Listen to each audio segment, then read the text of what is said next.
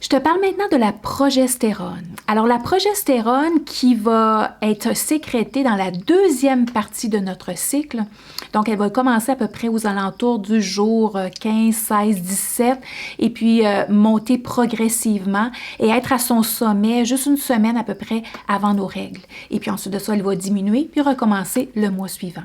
Alors, la progestérone, elle est là pour venir calmer, pour venir balancer en fait la poussée venant de l'estrogène. Donc, on va l'appeler justement l'hormone calmante. C'est celle qui va ralentir. Elle va nous permettre justement d'avoir un équilibre en ralentissant un petit peu notre rythme. Si bien sûr, on écoute notre corps. Alors, elle va être influencée par la cortisol. Donc, un haut taux de cortisol va faire en sorte que le corps va moins produire de progestérone parce qu'il y a un élément qui rentre en ligne de compte pour la production de ces deux hormones. Et puis, donc, entre utiliser cet élément-là pour produire de la progestérone et de la cortisol, le corps va choisir de produire de la cortisol. Alors, ça va être important d'écouter notre corps. Cette deuxième partie, c'est normal qu'on soit plus fatigué.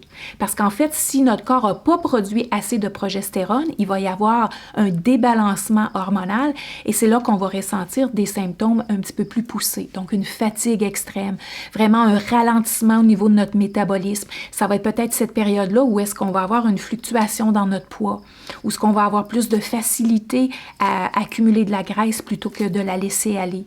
On peut avoir une baisse dans la motivation, dans l'énergie et la motivation de faire des activités ou même de continuer dans nos projets ou quoi que ce soit.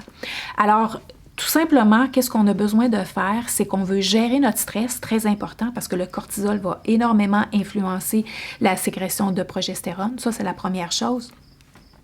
La deuxième chose, c'est qu'on va vouloir se reposer.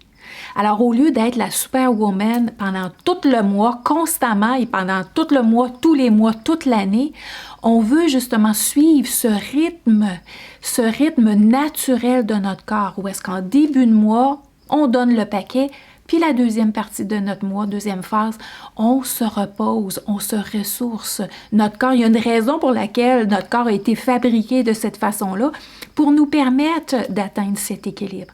Alors, au lieu d'aller contre les phénomènes et processus normaux de notre corps, pourquoi ne pas aller avec? Alors, pour celles qui n'ont plus de cycle, je vais tout simplement vous montrer dans les prochaines capsules comment vous en créer un.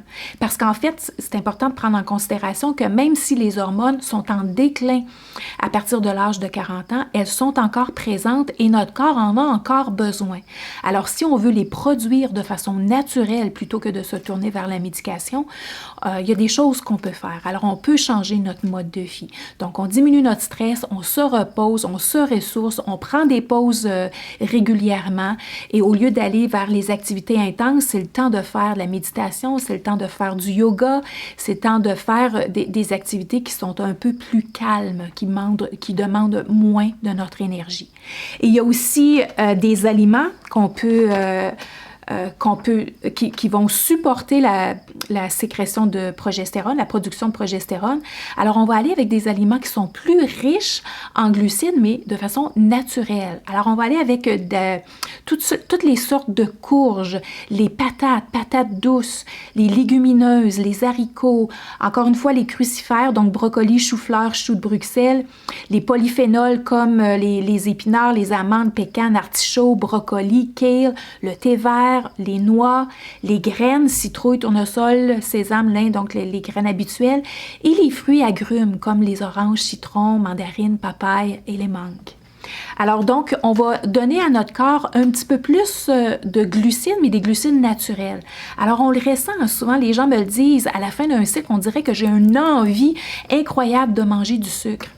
Bien, justement, si durant la première partie, on a voulu diminuer notre alimentation en sucre, donc on a voulu diminuer notre insuline, alors on a mangé des aliments moins riches en glucides. La deuxième partie, on va on va donner on va donner un peu plus de glucides à notre corps, mais des glucides naturels qu'on retrouve dans les légumineuses, qu'on retrouve dans les légumes, qu'on retrouve en petite quantité aussi dans les noix et dans les graines. Alors, c'est comme ça qu'on va tout simplement supporter cette sécrétion de progestérone. Alors, voyez-vous comment il y a un balancement naturel, un équilibre naturel qui se crée. Naturellement, il faut prendre en considération que notre style de vie a une énorme influence sur la sécrétion de ces hormones-là. Parce que le corps, s'il est en survie, il va penser en premier à produire les hormones qui assurent notre survie plutôt que nos hormones sexuelles. Donc, avant de penser à la progéniture, on va penser à la survie, n'est-ce pas? Alors, il est quand même bien fait, notre corps. On a tout simplement besoin d'apprendre davantage à le connaître et puis d'aller dans le même rythme que les processus naturels de notre corps au lieu d'aller contre, puis de faire en sorte qu'on veut être la superwoman, puis toujours avoir la pédale dans le fond, constamment, tous les jours du mois et à tous les mois, puis, et ça d'année après année.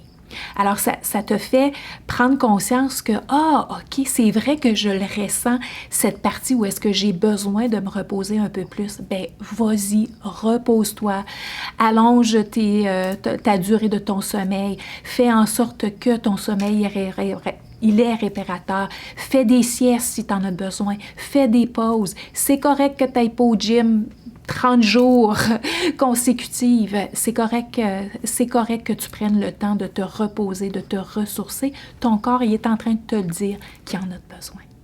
Ça fait du sens, hein? Super. J'espère que ça t'aide.